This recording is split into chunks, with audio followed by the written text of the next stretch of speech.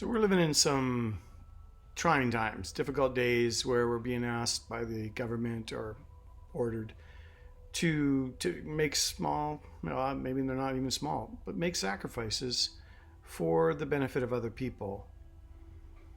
And I think it's good to recall the stories that I've been talking about of people who, through very difficult times, made huge sacrifices and really kept Jesus in the foreground of their life, despite the trials and the difficulties that they faced. These are the stories that I bring to mind that actually encourage me.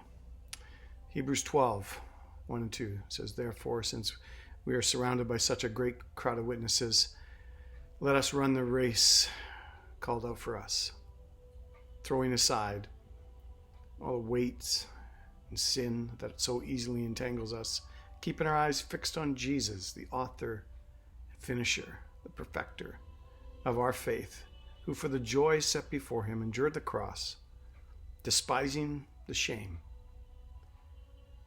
and is now at the right hand of the throne of God."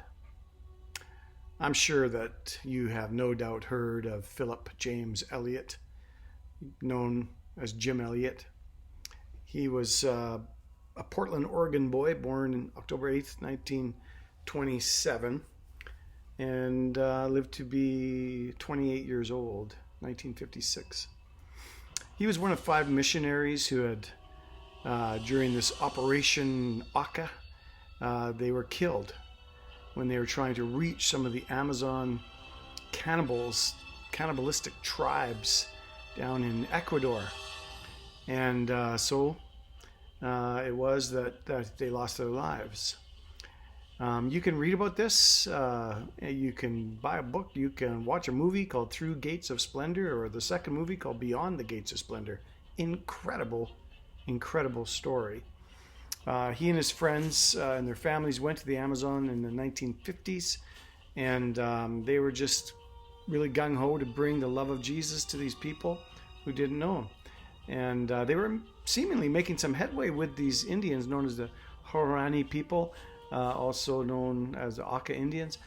They were cannibals, and the missionaries, they started dropping gifts from a small plane, and they would use a loudspeaker and try to communicate in a tribal language to them, and there seemed to be some good response. In fact, there was one of them had come out and made some contact with them, and had also got a ride in the airplane with them, and it was like things are going pretty good. They called that guy George.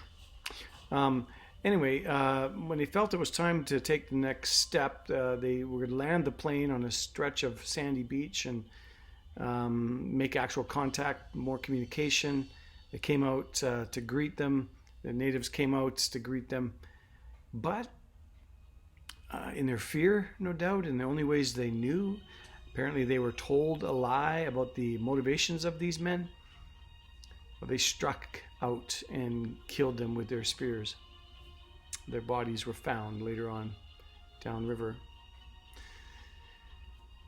They killed the men who really only wanted to share them the love of Jesus, who said, "Greater love hath no man." And he laid down his life for his friends. So here's that bit of the story. Elliot and 4 other missionaries, got their names right: Ed McCully, Roger Uterin, Pete Fleming, and their pilot, Nate Saint, made contact from their little Piper airplane using a loudspeaker and a basket to pass down the gifts. And after several months, that's when the men decided to build a base a short distance away and try to make real contact. So, encouraged by their friendly encounters with that one guy they called George, and his real name was Nanankiwi, they decided to make further contact. When they arrived on the beach, 10 other Huaorani warriors came out to meet them, and Jim Elliott was the first one to be killed as the others were making contact with him. He was hit with a spear in the back, I believe. Jim Elliott and the other 4 missionaries were killed. His journal entry for October 28, 1949, expresses his belief that work dedicated to Jesus was more important than his life.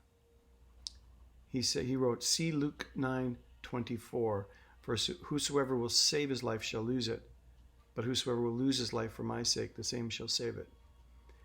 He wrote, he is no fool who gives up what he cannot keep to gain that which he cannot lose. What might have even been more compelling to me was that his wife, Elizabeth Elliot, who was just newly married to him, they had a daughter, Valerie, she stayed behind and continued the work. And Marcy and I were in Chicago in 1979, and we heard her speak. And the thing that stuck with me was that because of her perseverance, she stuck it out, she stayed the course. She said these words, and the man who speared my husband baptized my child. Incredible perseverance. Let us continue to live for Jesus in where we're called to live, to run our race. For in him we live, move, and have our being. And we represent him in these days and these times. As Alistair, our spiritual advisor, always says, for such a time as this, let's live for him.